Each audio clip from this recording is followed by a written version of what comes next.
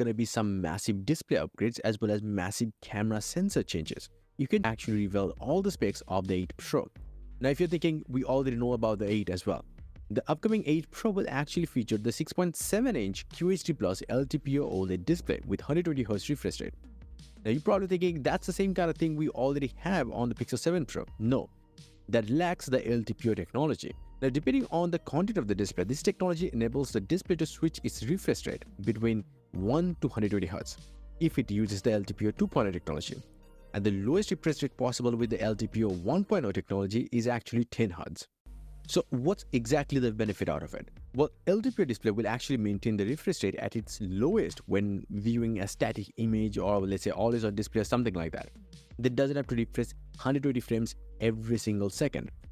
And it will also transition to maximum of 120Hz when scrolling or supported games. That's how it saves the battery. Now, apart from that, Yogesh Brar also claims that the Pixel 8 Pro will include 12GB of RAM, 128 and 256GB of storage options, which is the same as the top model of last year's, like the Pixel 7 Pro.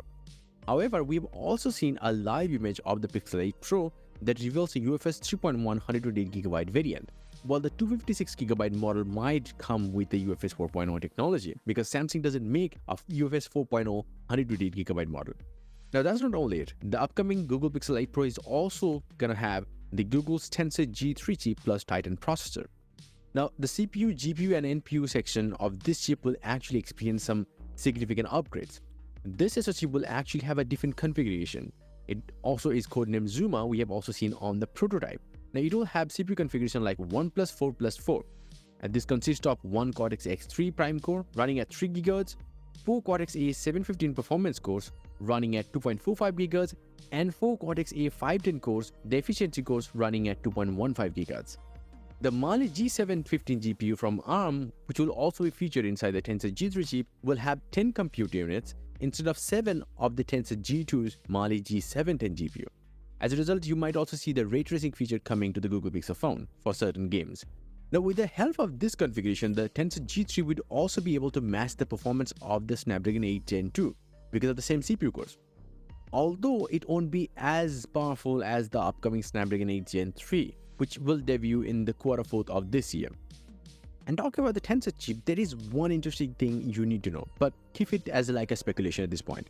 Google has done a lot of things to the Pixel Tensor chip, and that's good, but it is still basically at its core is an Exynos chip and made by Samsung Foundry, and that's one of the reasons why these chips are not crazy efficient. And according to insiders in the industry, Google is actually attempting to change this system so that it has more influence over the design of its future Tensor chips. In 2025, with the launch of the Tensor G5 chipset to be a fully internal Google product, and it will not have any influence from Samsung or Exynos for that matter. The upcoming Google Pixel phone will undoubtedly have best camera setup. The Samsung's ISOCELL GN2 50MP camera will actually be the main camera instead of the ISOCELL GN1 featured inside the past Pixel Pro models. And this is a significant sensor improvement in the Pixel 8 Pro. Now, this will actually allow about 35% more light into the sensor, so that makes it better in low light scenarios.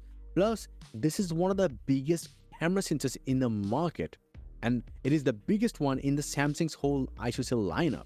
So keep that in mind, it's very close to 1-inch sensor. Now, the Pixel 8 Pro is also expected to use the same 64MP Sony IMX787 sensor for its ultra-wide-angle camera that it is using inside the Pixel 7a as the main camera. Now, the teleporter camera isn't changing at all. It will still have the same capability as the Pixel 7 Pro's one. No difference, not even the sensor difference is there.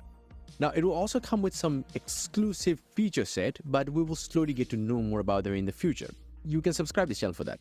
Now, the Pixel 8 Pro will actually have the 4950 mAh battery, rated battery capacity, so the typical one would still be 5000 mAh, and it will come with 15W wireless charging and quicker 27W fast charging compared to Pixel 7 Pro's 23W or so.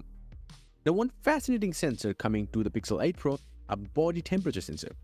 Now, this is something we have already seen in the leaked marketing video of it, which shows how it works, but I don't know how useful it's gonna be in day-to-day life, but surely it's a unique feature of its own.